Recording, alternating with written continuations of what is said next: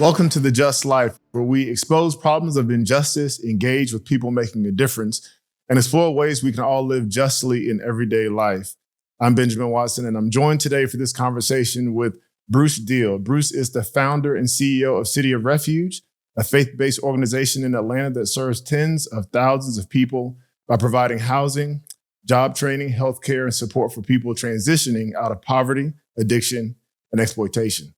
His life and work embody justice, mercy, and practical love for the marginalized. Bruce, welcome to The Just Life. Oh, it's an honor to be with you. Thank you for the invitation. Man, it's an honor for you to sit here with me. When I think about The Just Life and I think about people who are making a difference, people who are actually taking the words in scripture and putting them to practice, there's nobody else that I think about more than you, honestly, once I encountered your work with City of Refuge. And what's crazy is, and I want you to share this story, but over 28 years ago, you moved to Atlanta, Georgia. You think you're a pastor.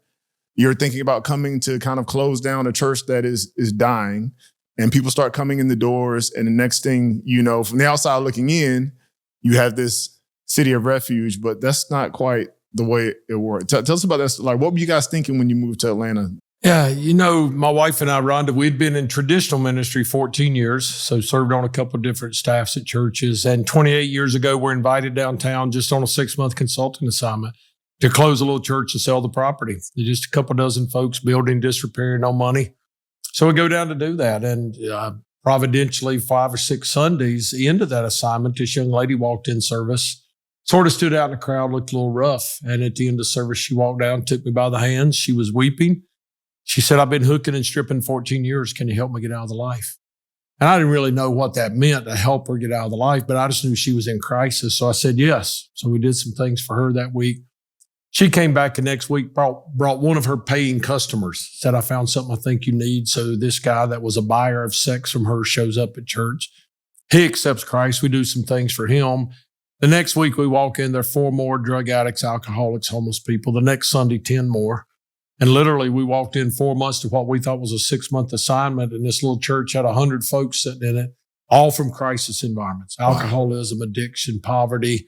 And they're looking at us going, "Can you help us?" Wow. And I looked at my wife and sort of jokingly said, "We've been conned by God, woman," because this was not our plan, but we realized that our life's direction had suddenly taken a pretty hard turn. Well, so at that point, first of all, I feel like you may have been thinking, what was that church not doing before, in the community? Because clearly there were people that were in need in the community. Yeah. And, it was one of those situations that church started in 1969, actually as an outreach church to people in the streets and to Georgia Tech students. And over time, those folks that came to that church and entered into discipleship, that got married, had children, moved to the suburbs, and it just sort of lost its way along the way. And they'd actually been without a pastor for 6 months when I went down, and the energy level had just dissipated, and it was just sort of a dying vessel at that point in time. So take us into that conversation with your wife, because we've moved around a lot. My wife and I, there have been times where we moved places when we were going to move somewhere. I can remember very vividly. I was playing for the Baltimore Ravens, and I was talking about retiring like I did all the time when I was playing, and I didn't.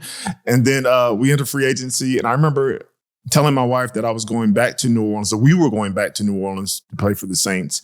And I didn't consult with her.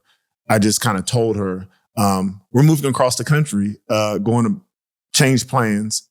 How was that conversation with your wife? Was she on board? Did you do it much better than I did, saying that plans have changed? Well, the fact of the matter is she's the one that made the decision in some respects. So I was still living in the suburbs, driving into the city doing work. And about 2-3 months into that, she called me out of her quiet time one morning. She was weeping.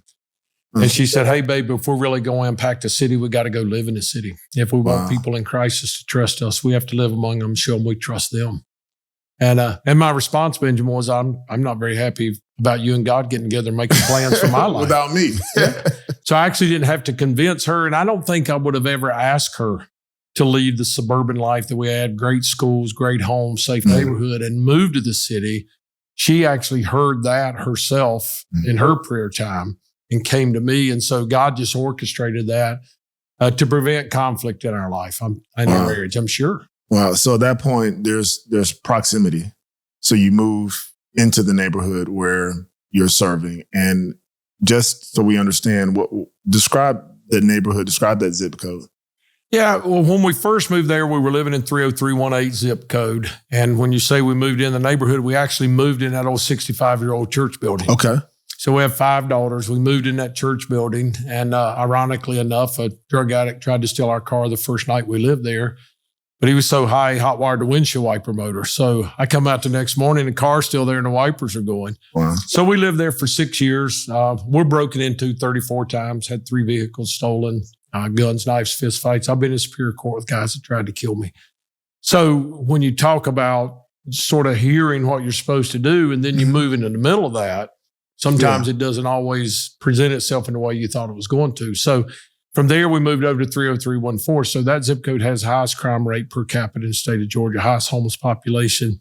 60% of all the murders that occur in metro Atlanta, 13 counties, 7 million population occur in that neighborhood. 73% of the children live in a single parent or single adult household. So it is, in many respects, the toughest neighborhood in the state of Georgia historically over the past 20, 25 years. What did you learn, especially in that first 2 years of being there, first 3 years or so of being there? I'm sure you had a perception when you moved into the neighborhood. You had a perception when you came to the church. There was a perception when your wife talked to the Lord without you, and y'all decided that that's where you were going to relocate.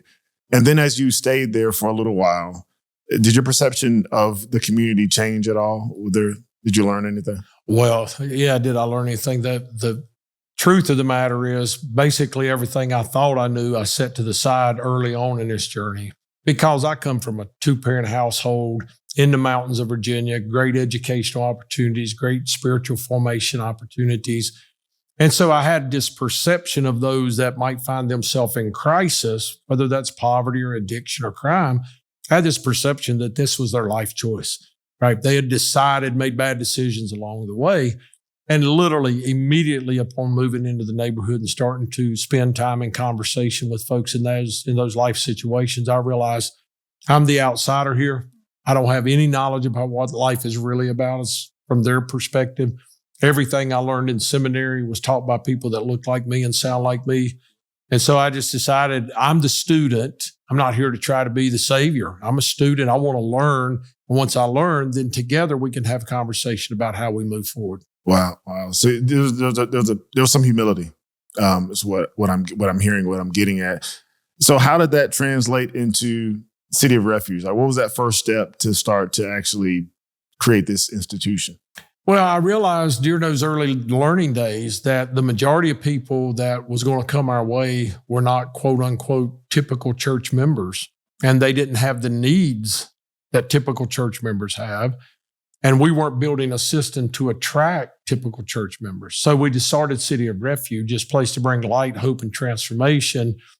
We still met as a church on Sundays and during the week, but everything else we did was driven toward helping people make good decisions and providing pathways of opportunity with resources so they could get to a place of independence and self-sustainability. So my experience, my dad was a pastor, right? So I grew up in church. My experience is often the church is serving those most healthy that are already in the church. Yeah. And then have a little outreach program here and there. For us, we said our goal is to serve those who aren't welcome in most churches. And we'll still have church if somebody wants to hang out with us there as well. Of course. So your father's a pastor. I'm a PK too, for better and for worse. And so for me, justice was something that I heard about growing up. It's on the pages of Scripture. I mean, obviously, Micah 6:8, Amos, Isaiah, Proverbs. I mean, all these verses, Psalms, all talk about justice, God being God of justice. For you, do you see this, or did you see this as an act of justice? Well, it's 100% act of justice, right? And for me, I think there's a couple definitions of justice. From a legal perspective, somebody that's done something wrong, now justice means they have to be punished for that.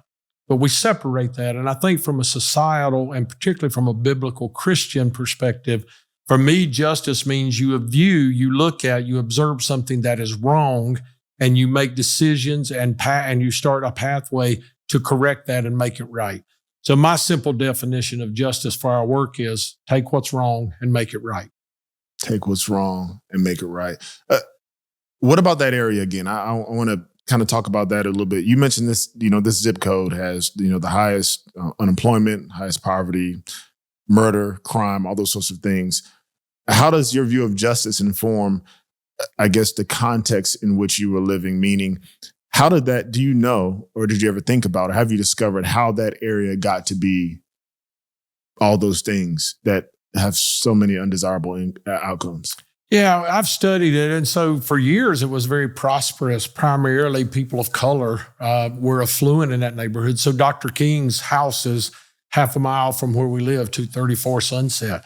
Ralph David Abernathy's home is in the neighborhood. So these guys that were huge impactors in justice actually lived in that neighborhood. Dr. King lived in that neighborhood when he was assassinated. Wow. And so we look back, and over time, individuals that had some wealth and some affluence started moving out of the neighborhood for various reasons. None of those because they didn't love the neighborhood, but opportunities, employment, various things. And over time, there became disinvestment. The city stopped investing as much in that part of the city. Folks, unfortunately, some folks moved into the community that had ill intent, 30 years ago. It's the heroin distribution capital of Southeast United States still today that started about 30 years ago. And so, elements came in that had ill intent. So those who were secure and liked life good, instead of trying to challenge that, left the neighborhood. Okay. And so when we have this exodus of people who care about the community, and you start to identify more and more that neighborhood is a neighborhood of whatever, crime, homelessness, addiction, then you have less and less people there that want to change it. And so it's been this downward spiral, honestly, for 30 years now, at least. Does that frustrate you at all that, there was disinvestment on the city side, and that you, somebody who's technically an outsider for various reasons, geographically, you lived in a different place, you're from a different place, you're a different ethnicity than many of the people that you serve. Does that frustrate you a bit that, man, we've got to come in here and do this because it's not being done by the folks who actually created this problem? Well, it frustrates me a lot, not a little, and I have the opportunity to observe and work with and partner with organizations around the country, and every city has that neighborhood. Yeah. Right. Every city has a place that disinvestment has driven the poverty and all the crime and the addiction. Gentrification has come in so many ways.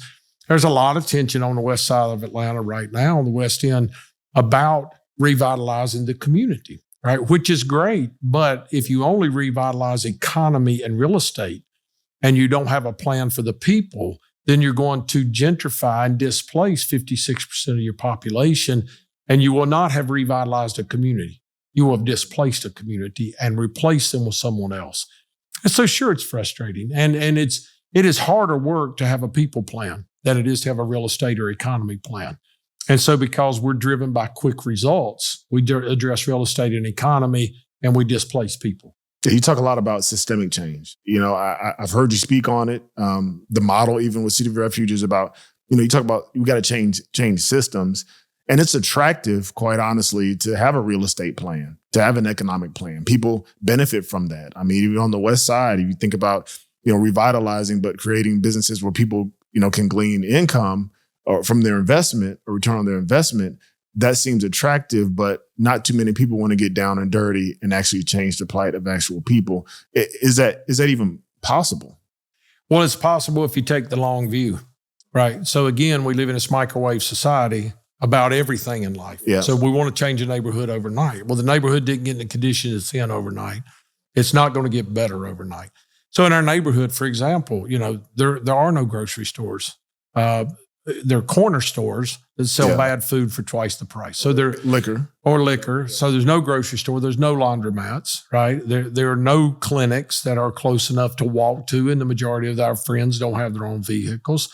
So they got to find $95 to ride public transportation every month, right? So the fact that folks are unwilling to come in with a long view because they don't believe they can see return on their investment quickly. whether that's a fast food restaurant or a laundromat or a grocery store. They don't see the return for them. And when we're only looking at the return for us as individuals or corporations or businesses, then we're going to fail the person in the individual and family in the place of crisis. So for City of Refuge, we try to look what's going to benefit the individual and the family, not what's going to benefit us. Yeah. Your model that I've seen is address short-term needs, address long-term needs, and then create a pathway to independence. So many people, when they think about that area, they'll say, well, we don't want to make people dependent. We don't want to give them too much because they'll have no incentive to do things on their own. Or on the flip side of it, people will say, well, let's just come in with sweeping change, bring in the businesses. People will gravitate towards it and it'll change the entire neighborhood. It seems that you've done a good job of understanding that when there's a crisis, there has to be a very quick Band-Aid. You got to address it with the Band-Aid. You got to stop the bleeding. But then also it's important to have long-term healing with the hope that people at some point can exit and can flourish. Talk about how that system developed within City of Refuge and what that means practically for the people that come in your doors. Yeah, triage is important, right? So somebody's hungry, they don't have somewhere to sleep, they're detoxing. Triage is very, very important. That's what we did for the first several years. We provided food to the hungry, clothes to those that needed, beds in a shelter type environment. But I realized pretty quickly on, I'm seeing the same individuals over and over and over. Exactly. So I dealt with crisis with them last week. Now I'm dealing with a different crisis, which is actually connected to the same root cause again this week. And so honestly, Benjamin, there came a point where I decided that we were being bad stewards of resources to continue just doing triage because there's no life transformation taking place. Triage now for us serves as an opportunity to develop relationship with people in difficult places in life so we can introduce them to long-term opportunities with long-term result potential. And so, we'll feed somebody, but we'll also talk to them about the employment opportunities and training programs we have on campus so they can get a job to feed themselves. Okay. Right? We'll house somebody in quote unquote a shelter environment. I don't even like the term, but we will house them so we can move them into a transitional housing that's 6 to 12 months with every resource they need to make sure they never have to experience housing instability again in their life. So for us, it's a little bit too easy just to do triage, frankly. And especially from a faith perspective, a lot of people do the meal once a month or do the coat drive or the back to school supply. And so that's their annual sort of guilt relieving journey. Yeah. But those same individuals are going to be in the same situation unless there's a plan put together to address whatever the root cause of their situation is. I've struggled with that. As somebody who has been involved with, philanthropic events. I mean, I remember, seeing you at City of Refuge. I was with another organization. We were packing food for people, clothing, that type of stuff. And there's a place for that. But I do think that there's this larger calling, even biblically, when we think about justice in restoring communities to their original God-given intent. Like there's the long play. And that takes sacrifice. It takes resources. It takes your energy. It takes you moving yourself to the side. And I think something that you just said, there are a lot of people, myself being one of them at times, who feels good when you do something for someone, but it's very, very short term. How do you address people like that? I'm sure many times people come to you and say, hey, how do we volunteer? How can we be involved? And you probably give them the smile that you're giving me right now and say, thank you for that. I appreciate you wanting to volunteer. We need that. But you're going to see that person maybe once a year. And there's a place for that, but that's not really going to make the change that needs to happen in the neighborhood. Yeah. And I struggle with that, honestly, about how we handle one-time volunteers. So frankly, I set up a system that I just hand them off to my volunteer coordinator. You're like, I ain't got time for that. To deal with. But my team has helped me to understand somebody may come thinking it's for a one-time experience, but something captures their heart. Yeah. Right. So if we can get people in environments that are outside of their comfort zone and they're viewing people in a different way and meeting people they otherwise would not have met, maybe something flips inside of them. Maybe something triggers in them. And they say, I want to be a bigger part of the answer than just showing up now and then. So there is a place for that. We did make a pretty radical decision a few years ago. We were having 6,500 volunteers a year. And I just said, this is too many because it's taxing staff. We're not really having deep impact. And we're sort of fitting this felt need by people, but it's not serving us at the highest level. So we cut that down in half. So about 3,000 volunteers a year with very specific assignments based on their skill set and their desire, and making sure that it benefits the organization and the people we serve. Yeah. I consult with a number of nonprofits who far too often have to say, you're trying to meet the need of the volunteer, trying to meet the corporate giving need of this organization. That's your job, is to meet the need of the individuals God sends your way. And if these folks want to join your journey, invite them to your journey. It's not your place to meet their needs. Yeah. It's almost like you want to put a requirement. Okay, if you come here once, we need a long-term commitment from you at least 10 times a year or whatever, because, living justly, even with, this podcast, we talk about it a lot. Like living justly needs to be a regular occurrence. Like it's a lifestyle. It's not an event, it's not like, the NFL, you just play once, on Sundays. Like this is an everyday type thing where you're at least thinking about these things and you're committing to doing it. How do you balance, you mentioned the fact that initially you were doing triage and you kept seeing the same people over and over again.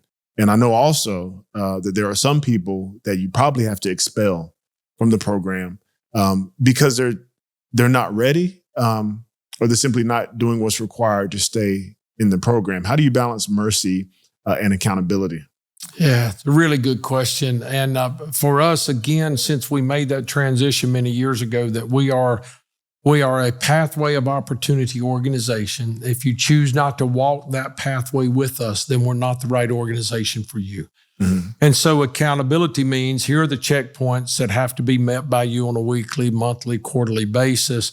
If you're not making those, my team will do a deep dive to find out why you're not. There may be some mental health challenge.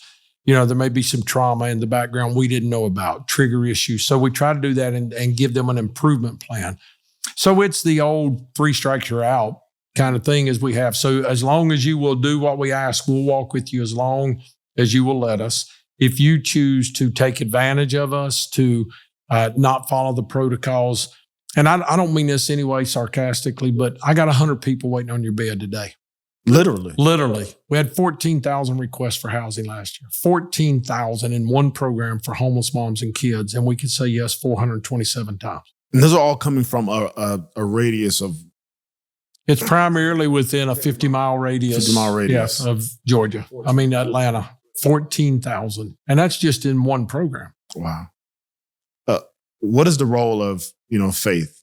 Specifically, you're a believer. What is the role of your faith in building, not only City of Refuge, but in building a community around City of Refuge that promotes human flourishing, that deals with these systemic issues, that finds people where they are and transforms their lives? What has been the role of faith in your life in staying this course? Well, I know without question I was called by God to the work. So my faith is the foundation of everything I do. And then when I read scripture, I view it through the lens of benevolent care now because it's the role that I have in ministry and in life. So when I read Isaiah 58, the prophet, inspired by the Lord, says, I don't really care about you sitting in sackcloth and ashes and lamenting and telling everybody you're fasting. Mm-hmm. This is the true fast that I have required of you, that you break the yoke of bondage in the lives of those around you, that you take into your house the homeless poor, that you divide your bread with the hungry. Right? These are commandments, right? And then I love the prophetic word that comes after that. It says, and if you do these things, then your light will quickly come. Your healing will rise. You will be as the noonday sun. You'll be like a well-watered garden. And those among you, which means you and those that you've walked beside, will now rebuild the ancient ruins of the city.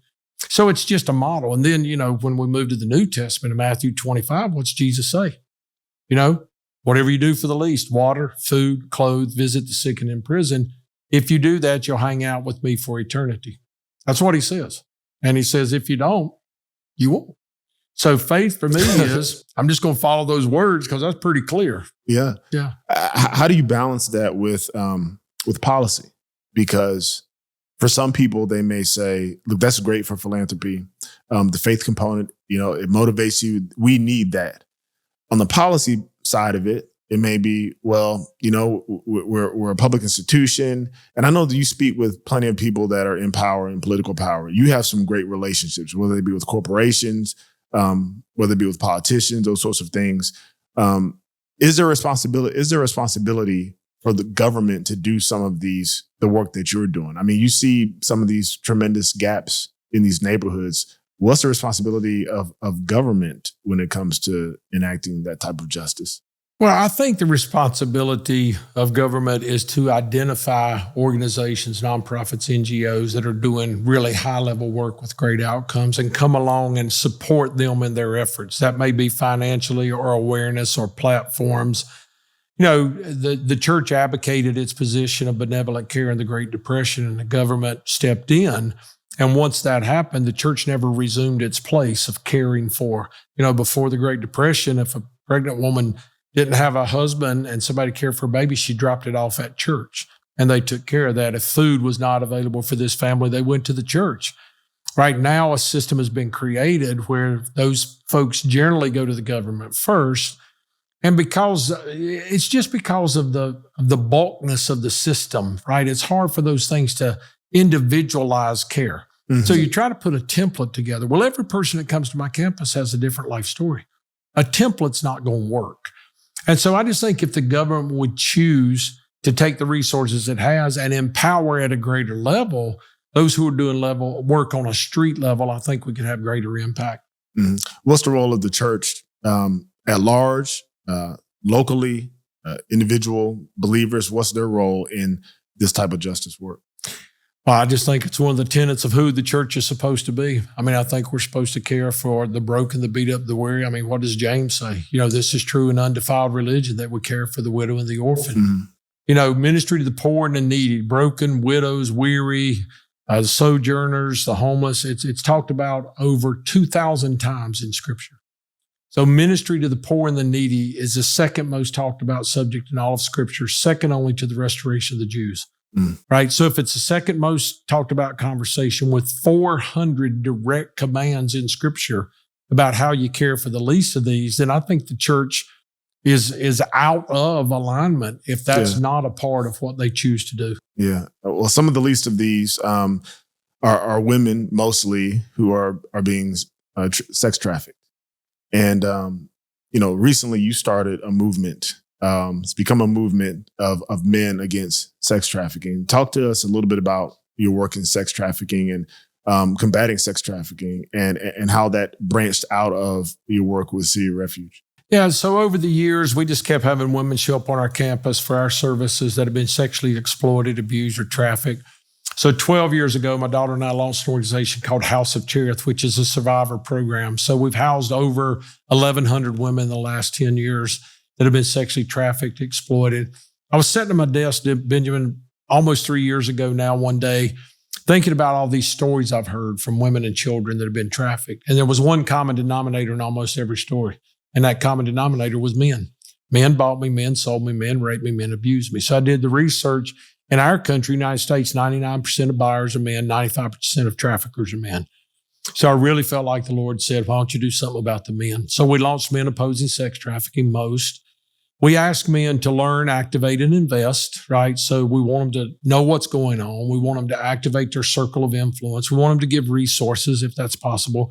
And we support agencies in prevention, interdiction, and recovery all over the country.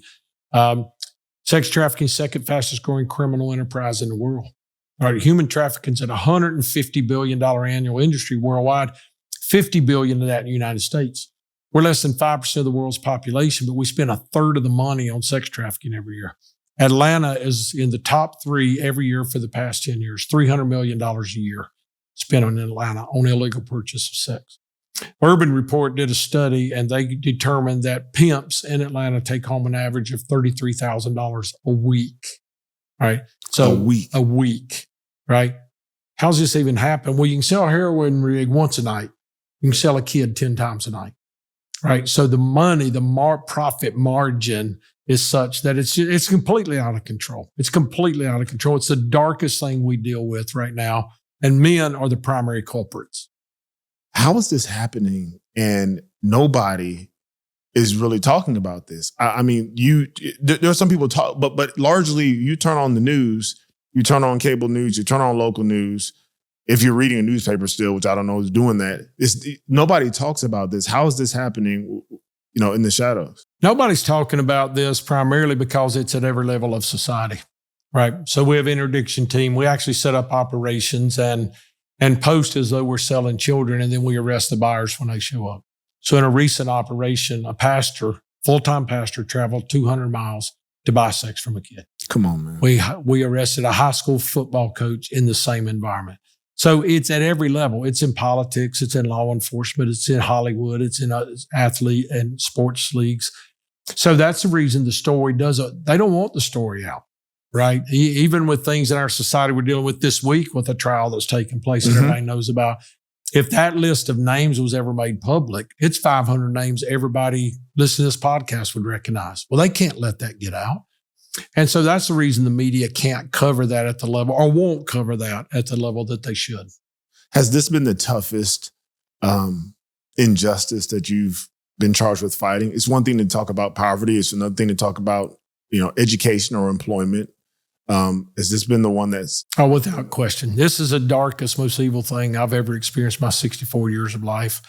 The depravity of mankind right now as it relates to the way children and women are being treated and sexually abused and sold.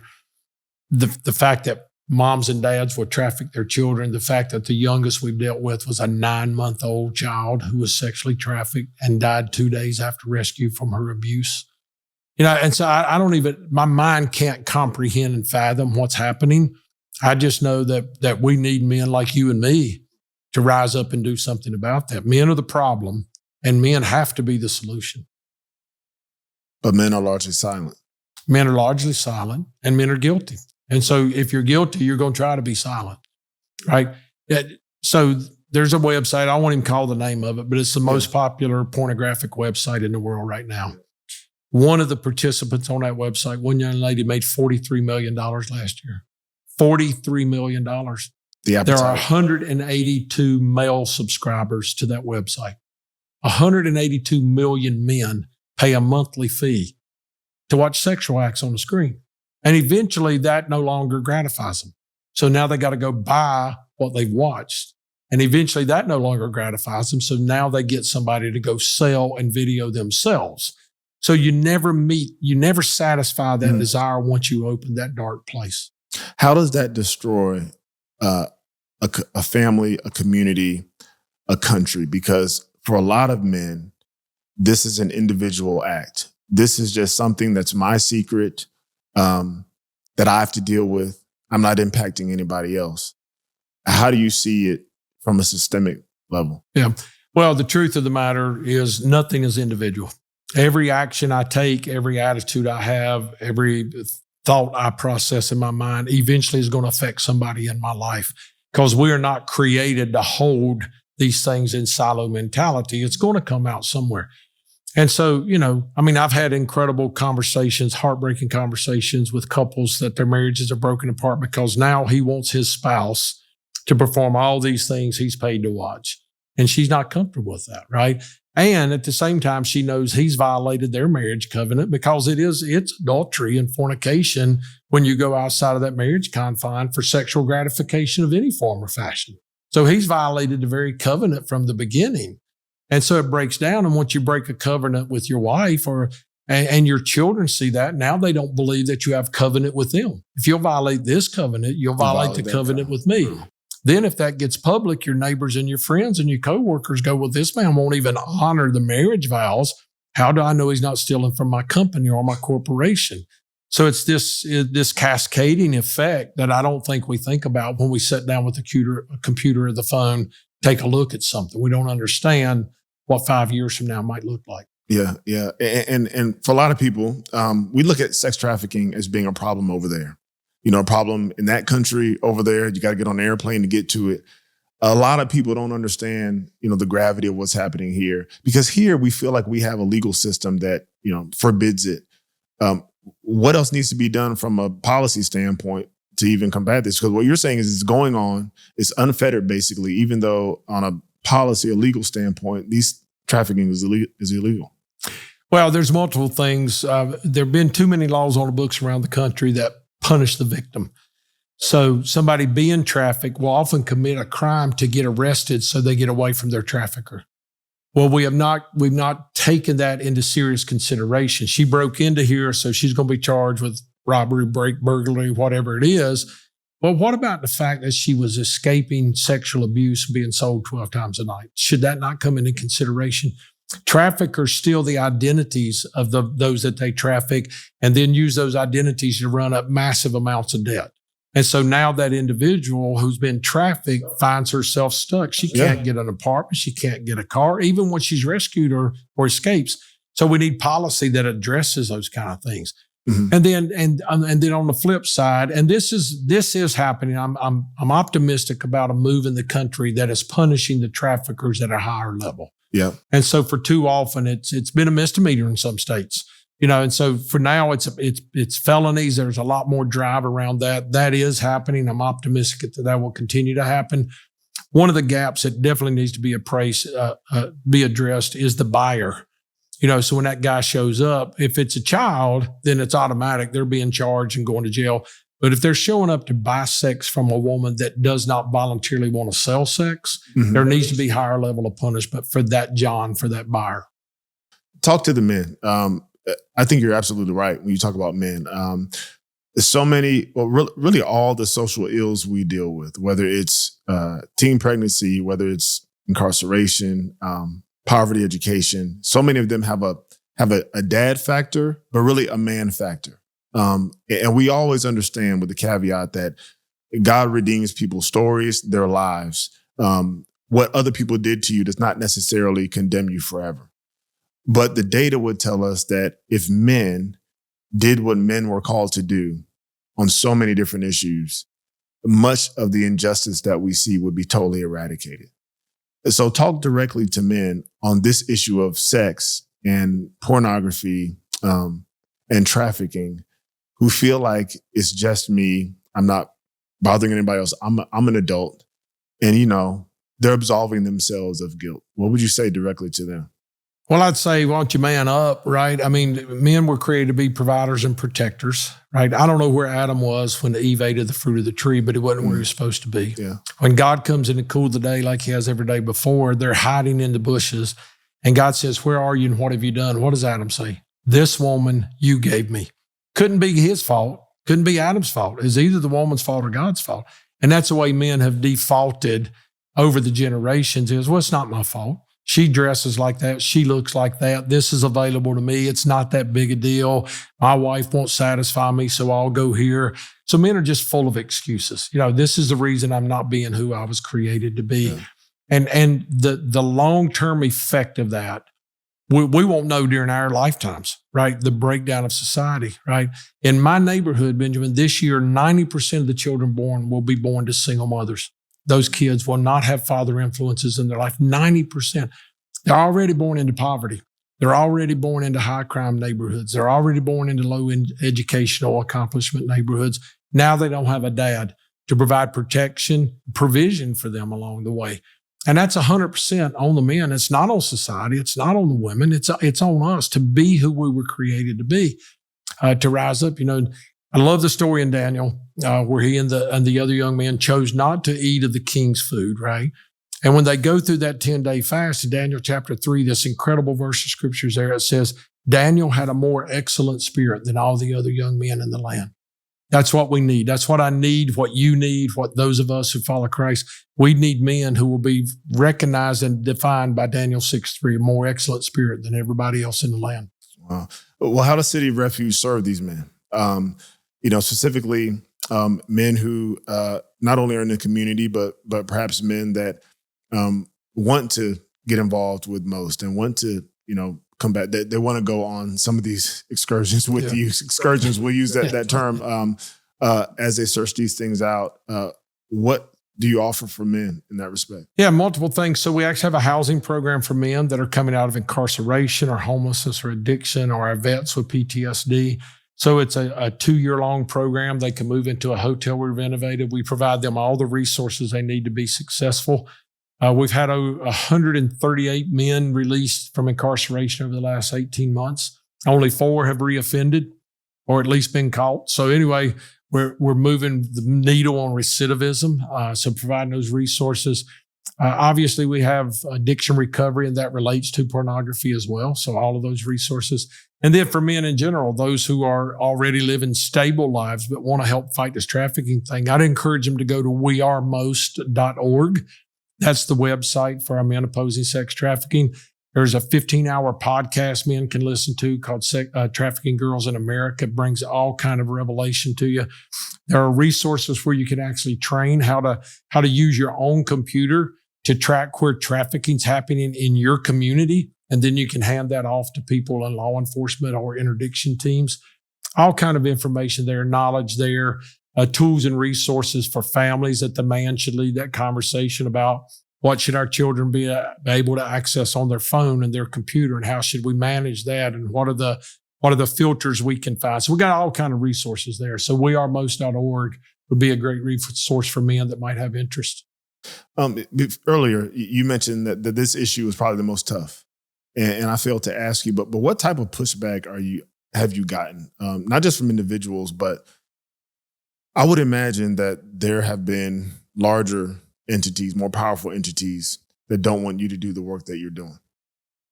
Well, it's an interesting question. Not sure I can answer all of the way I've gotten pushback, but we've gotten pushback.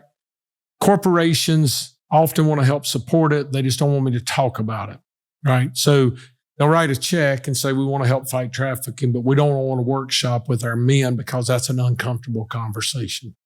Law enforcement is very receptive in many places to the training my team actually does, because only 20% of law enforcement in the country has been trained on the signs of sex trafficking and how to respond. So we train, but in one of those trainings we did, after we did the training, we did an op with those same people.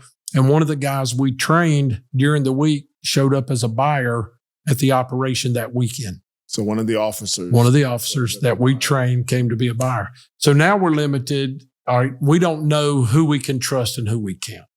So that makes it difficult. And unfortunately and heartbreaking to me, the biggest resistance to the conversation is the church. It's just so uncomfortable. 67% of all men surveyed who will answer the question, those in church and out of church, admit to viewing pornography on a regular basis. So 67% of men sitting in church every Sunday morning view pornography at least once a week. Well, the churches don't want me to say that from the pulpit. Yeah. They don't want me to talk about the fact, by the way, a third of your elders, based on the numbers, right? Or the folks greet me in the parking lot, or the people on the worship team. Nobody wants to have that conversation.